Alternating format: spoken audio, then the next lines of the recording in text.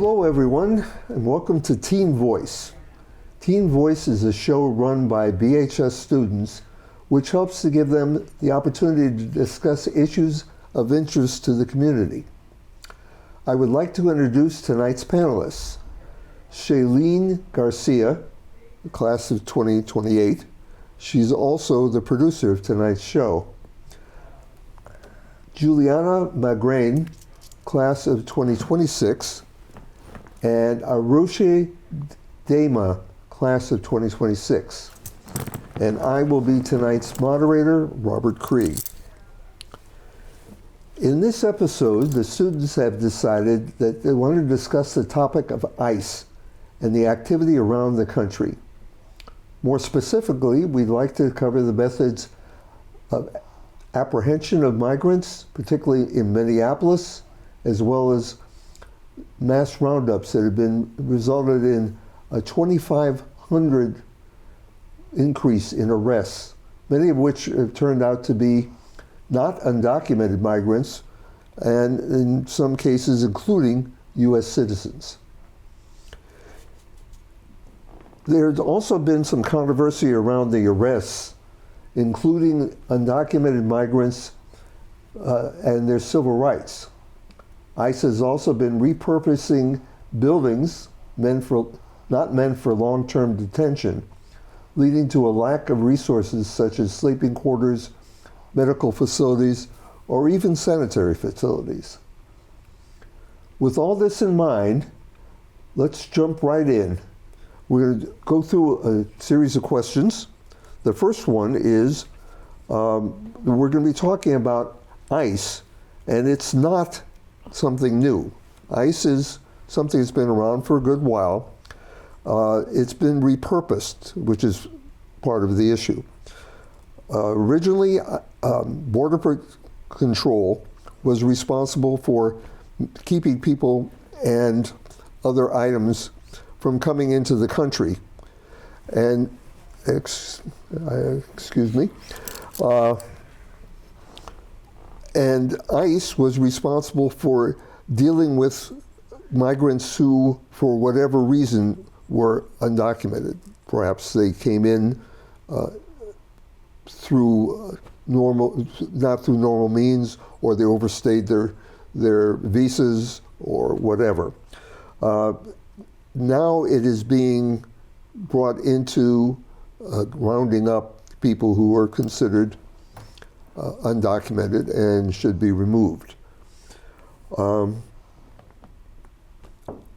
the past, the idea of having migrants, undocumented migrants, removed from the country is not new. It's not having to do with the current administration. Barack Obama deported 2 million people. Percentage-wise, probably Dwight Eisenhower deported a great deal more. So this is not something new. The question is, A, should it be, and B, how do you feel about the way it's being done? Well, I think that the major discrepancy between deportations during Barack Obama's presidency and what we're seeing now is that it's not strictly related to cases of undocumented immigration, but it's being brought into cases of people seeking asylum or seeking to be in the country in a legal way, but are simply not 100% caught up on all of the extensive legal proceedings that make up an immigration status. So I have some experience with this. My parents immigrated to the country, and I got to see part of their journey into gaining legal citizenship. And there's a lot of different factors, different court cases, and money involved with becoming a legal citizen in the country. And so a lot of the deportations that we're seeing are being done to people that are still earlier on in the stages of legal immigration, but aren't strictly here under like illegal circumstances. They're here because they're seeking asylum or because they're on a visa and they just have to renew their visa, but they're being rounded up at courthouses instead of being given due process, or they're rounded up outside of their courthouses that they are there to actually be there for legal means for, but they're being not given due process. And I think that that's the big shift between former presidencies and this current regime. I would also say that I think that this current regime is going about it in a much more violent fashion and like outward fashion than before. It's very in your face and hard to avoid, especially because this was one of Donald Trump's like main running campaign promises and stuff. Like, if you remember around 2024, the first debate, or one of the first debates, it was like they're eating the dogs, they're eating the cats. That was something like about Haitian immigrants. And then he, for the first time, followed through on a promise and stuff. And it's had really disastrous and dangerous and, quite frankly, terrifying consequences for people in the United States. But like, I feel like it's more widespread now. Like, you're hearing about ICE more now than you did then. And I also feel like it's all like the violence ICE is doing and just how it's being like pushed and like you can't escape it. Like with Spotify ads that are like pushing for like you to join ICE and stuff like that. I get constant Twitter ads that are like, join ICE, join ICE. And no matter how many times I block them or hit like, I don't want to see this, it just keeps showing up. It's something that this administration is working very hard to keep in the forefront of the American people's mind, even though I think most people you would talk to are not a fan of ICE or don't want anything to do with it. They're trying to make it seem like it's a majority issue when it isn't. I think also it's the portion of people that are very vocal about being anti-ICE are a lot of them are very young, and so a lot of what has been spread around pro-ICE spaces is that Barack Obama deported more immigrants than Donald Trump has, which first of all is a false comparison because Barack Obama was in power for 8 years and had deported 2 million, and we're seeing almost comparable numbers right now in the first couple months of Trump's presidency. And so what I'm thinking about is like the people that are really, really vocally anti-ICE at the moment are people like us who were like little kids when Barack Obama was president. I was just born when he was elected, his first term. And maybe if we saw what was going on with deportations back then, we would still be upset. But we just didn't have the political sense on account of being itty bitty. And also, there was pushback against Barack Obama deporting people, but it wasn't from the right, it was from smaller factions of the left.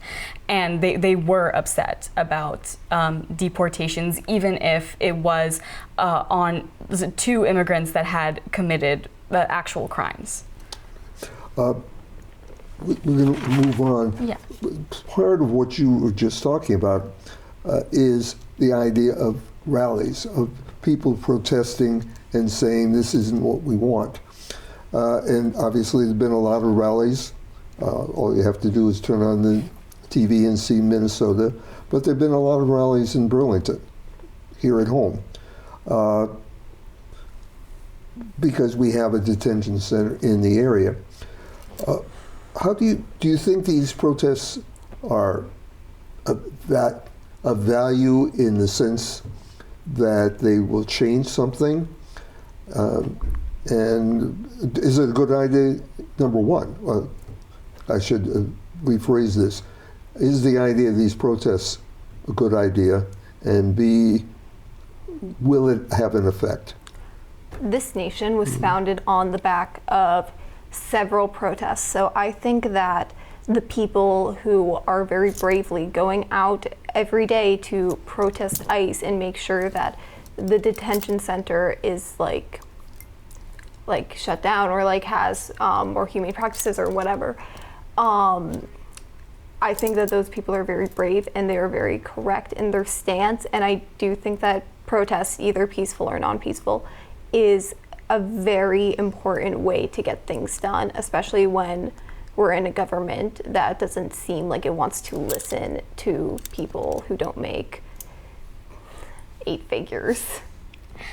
I think also a big problem right now for people that are protesting is that there isn't a lot of change that can be made on a larger nationwide scale, because the Congress is so full of Republicans that, and no shade, mindlessly follow what the party, what their party wants them to do and what their party stands for. And so a lot of, it's kind of bleak to think about these protests, because they're a lot of them are being like seen by like deaf ears, and it's sad but also necessary to like demonstrate to people that like we care, like the American people care about this issue. It's not something that they can just sweep under the rug once this administration's over, or we know what they did and what they are doing, and it's important to like get the word out there, as long as the people protesting are also in tandem, like doing mutual aid, things that benefit the communities that are being targeted by ICE. Sure. I feel like protesting, whether it be peaceful or not, I feel like that is important because we have voices for a reason. We do have our rights for our voices, and if we don't use our voices, well, those rights are just going to get taken away from us without any like pushback, which will just make it easier for them to do what they're doing now, which is horrible. So I feel like protesting is something we need to do, and I feel like it should be something people should do more, even though, but I understand that it is like very dangerous in this time with like people dying from protests. So I do feel like they are needed. Okay, move on to the next thing. Why is this the idea of removing migrants so popular in certain segments of the population? And one of the things that I hear is the idea that they're changing the nature of America. America is not what it was at some point in the previous past. How do you feel about that? I feel like those people are being very willfully ignorant and choosing to believe a view of history that has been propped up by like advertisements or just a very incomplete knowledge, because there has been no point in the history of America, or the United States of America as it's known today, where immigrants haven't been involved in stuff. And the type of, I don't know, post-World War II America, I believe that they are talking about, only existed for like 20 years. And even then, there were still immigrants working. There were still people like who were here, like who weren't like white middle class couples, you know? So I think that these people just are creating a straw man and truly do not know what they are speaking about or the realities of living in the US. I mean, as a not white person, I have a very like, there is like a broad overarching culture of the United States which people want to be white, not necessarily tied to any one specific ethnicity or way of life, just white. And that comes with a lot of expectations, the white middle class suburbia of like that you will see in advertisements from the 1950s and everything like that. That's a lot of what people want to see, but the reality is, yeah, that's never been the case for the entirety of the US ever since the inception of this country. And also, this country was founded on a basis of change. The Constitution is meant to be changed. the rights of the rights of the people are inalienable, but the positions of the people, the politics of the people, that is meant to change.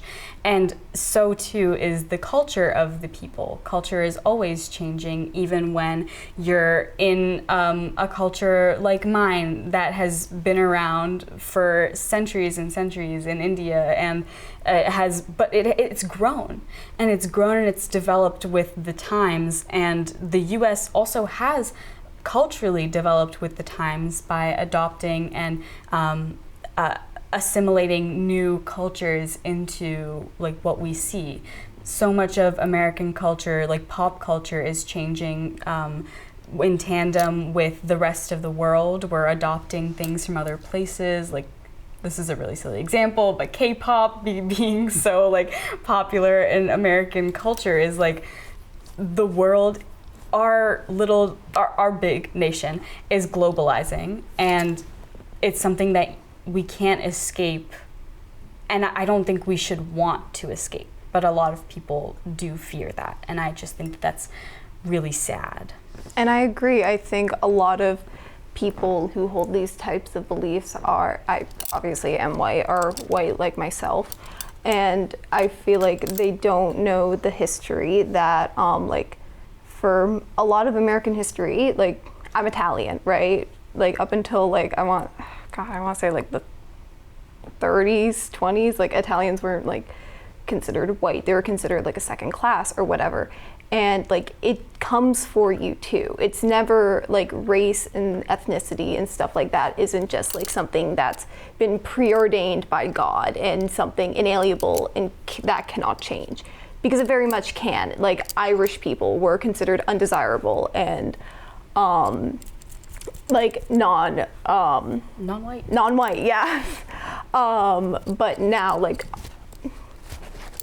if you ask an Irish person, if like an Irish American person, if they're a person of color, they'll go, what? No. So I think that is also something to keep in mind, that the goalposts can change throughout history, throughout time, and even now. And I have family, like extended family, that are like on the middle, where they're like, they didn't vote during the election, even though like many people did tell them to. Like I know I told them to, like it's important to vote, and they're like, well, we don't want any more like undocumented like migrants taking more jobs here from people who are like American citizens. And I personally find that kind of like a silly argument, personally, because like immigrants are going to be here whether you like it or not. Like they're going to be here, and they deserve to work, 'cause they're also people. They deserve to have like, work, because many people come here for a better life. They come here for like education, or like for their children to have a better education, or to like get away from other like horrible things that are happening in their countries. So I feel like those arguments are like kind of like they're sad, because it just shows like how some people just don't care about others. And like also culture does change with time. Like I know like my family's like Spanish and all that, so I don't know when we came here, but like we've always like had at least a bit of our culture, but I feel like we've also been whitewashed, because my family's been like so wanting to fit in with white culture that we kind of forgotten our roots. And like they're also like now, again, not against, but like they're now like bickering about ICE and everything, because I've brought it up multiple times. And like it's just kind of frustrating, because they also don't want to listen to like younger voices, because we're seen as like not knowing as much as they do, because they've seen more, which kind of frustrating. Let's move on. Earlier you were talking about peaceful rallies and protesting. Recently, 2 American citizens were killed in Minneapolis by ICE, Renee Good and Alex Peretti. How do you feel about what happened? Understanding that these people were protesting and were in the face of people who were attempting to make arrests for crimes. Do you think that what they did was appropriate? Do you think what ICE did was appropriate? What ICE did was not appropriate on so many different, deeper levels. I think that it is disgusting and deplorable that they shot and killed two unarmed American civilians who were doing their civic duty of protecting one another. And then the cover up or the lack of desire to prosecute the people who killed these people, and justice is shocking and disturbing to me, and I don't think it's right.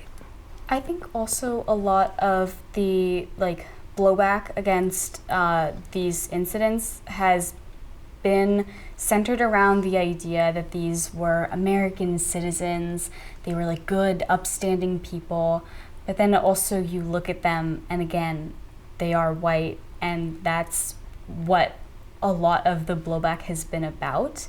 They killed two random white people, but then you think about the history of brutalization of Black and brown and indigenous people by law enforcement, cops and ICE, and you kind of realize that this has caused so much outrage because they weren't under that demographic that's usually brutalized. And then I remember also there are multiple people that are not white that have been killed by ICE.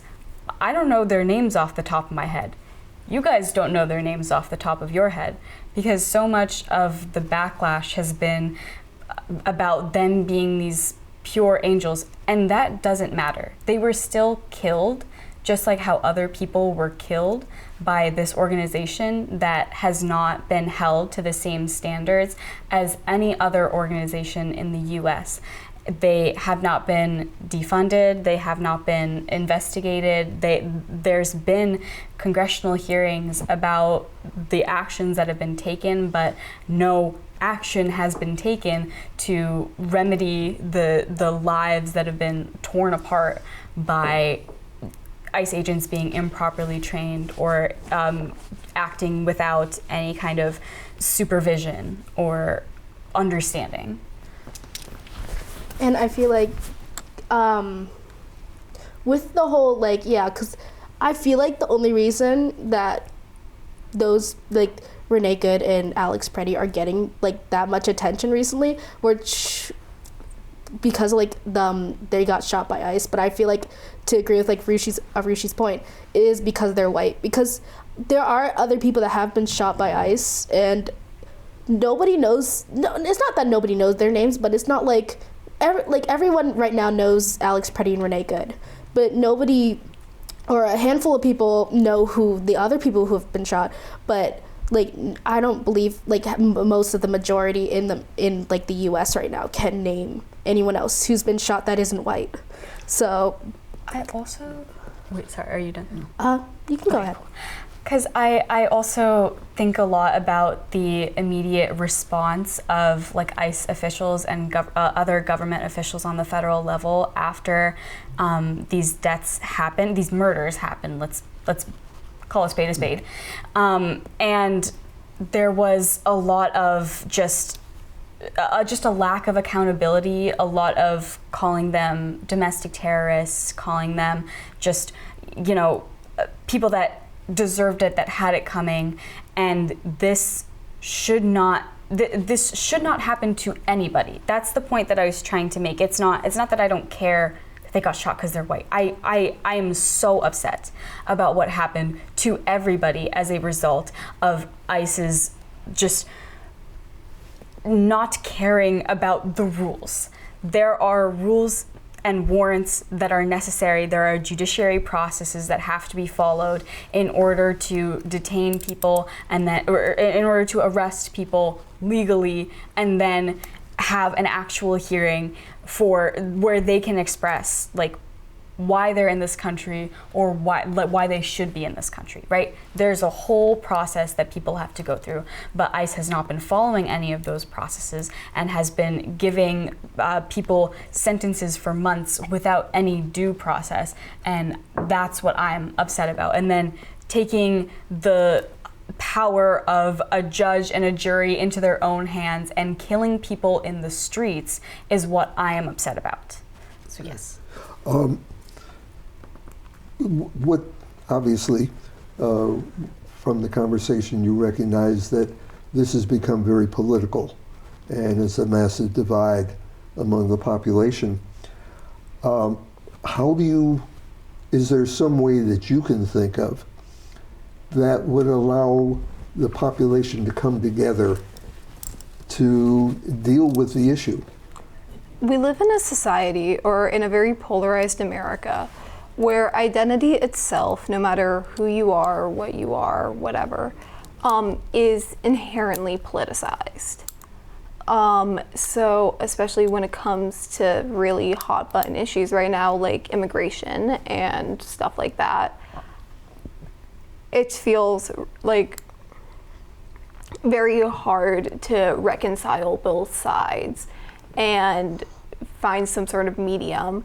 But I think that something a lot of people are turning a blind eye to, either willingly or unwillingly so, is the deep and systematic human rights abuses that are being done and constitutional boundaries that are being broken in regards to what is happening right now with ICE. I think that the big issue about political parties right now in the US is that you would think that politics are a spectrum, and you have left and you have right. And you would assume that right now the political parties are both on opposite ends of the spectrum, or maybe somewhere in the middle of the spectrum you have fringe on either side, like fringe extremists on either sides, but both parties are settled right in the middle of each political spectrum. However, that is not the case. Right now, what we're seeing is the right is delving further and further to the right every single day, and the left, which is not actually in the left, is slowly veering towards the right every single day. But there is still a massive, massive divide in identity and care given to certain people on both sides of the political coin, if you will. And the problem right now is that the right is so far right that they can't understand, at least from what I am seeing. And I know that I live in my own little echo chamber of left-leaning voices, and I know that I don't get out and talk to a lot of very fringe right-wing people very often, because I don't really enjoy feeling dehumanized. Because what I see that a big problem is that immigrants, people that immigrated to this country, and just people of color in general, or any other kind of marginalized group being targeted by the administration at the moment, we aren't seen as people, more so as we're seen as just straw men or the villain to be put up on a stand and to have sticks and rocks thrown at them. We're not seen as equal members of society. The Constitution thinks that we are equally granted rights and freedoms just as anyone else is, but in the minds of people that are so far in the right, they refuse to acknowledge the problems of their own administration, the deep-seated, disgusting policies and actions taken by leaders right now. The people that are so far right that they can't acknowledge any of their party's flaws, they also can't acknowledge the genuine humanity of immigrants and the experiences and feelings that have drawn them to be in this country. And I think that some part of that is so inalienable from their political identity. Like, the political identity of the right at the moment is so entrenched in separating the other from us that it's hard to try to convince them that I'm a person too. people that come to this country that have to cross borders to give their kids a better future, to escape wars, to escape famine, to escape gang violence and drugs and everything like that. Even people that just want to have some more money by being in this country. We're still people.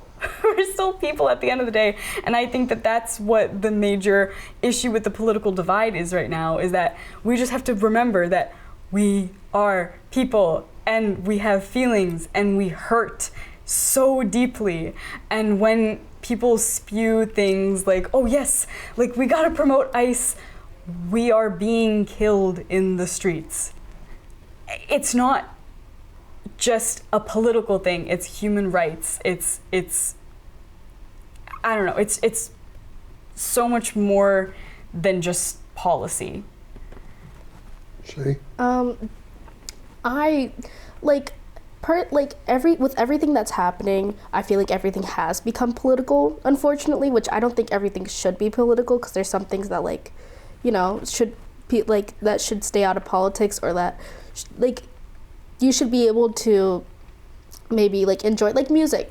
Not every song has to be political. Sure, there are some songs that it's good to have political songs to get the focus out there, but at the same time everything has turned political recently, which isn't the worst thing, but at the same time, with everything turning political, it becomes this exhaustion with seeing every day on your feed, or any everywhere you see all the unfortunate things that are happening, which is important to see, but at the same time it's it gives you this feeling of you feel you can't do anything, discouragement, you just feel oh, I can't do anything, I can't go out and protest because certain things, maybe you're too young to protest and your family won't let you go, or you're afraid of being killed or something, and it gives you this discouragement that nothing's also happening, because nothing's happening in the White House right now that is changing what's happening right now. ICE is still out there killing people. There's still tons of weird stuff happening in the White House, and it's just tiring, because it is important to see, but at the same time it gives people this feeling of there's nothing I can do, so why do anything at all? And that is also a dangerous mindset to have, because with that you stop using your voices, and with that pretty much your rights get taken away, which is dangerous for everyone, including everyone who's MAGA or white, or on the one side the political spectrum and the other. Everyone gets a disadvantage from that, and everyone gets their rights taken away, which is very dangerous, because without rights we have nothing, and without nothing we just we may as well not exist. And although I do think what Shay is saying about political fatigue and information overload is very true and real, I think, and something that should be taken very seriously, I do think that it is very important, especially right now, that all of the human rights abuses ICE is doing is being shown.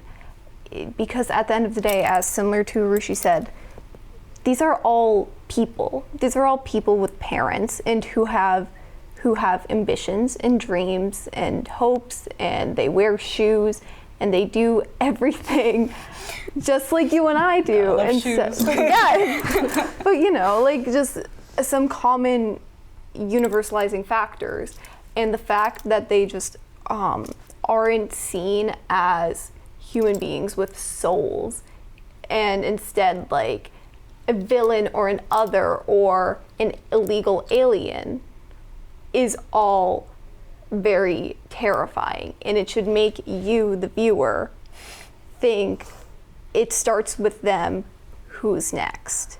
And so that's why we should use our voices to advocate for people who maybe do not have a voice, or are not being given due process or a just law, a just experience within the law. Okay. Unfortunately, we have a time limit. we could easily go on for another 2 hours, and if it were my preference, we would. But we have to wrap it up.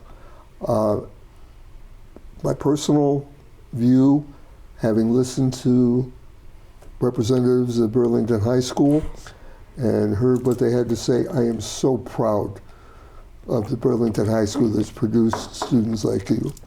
So thank you very much for participating.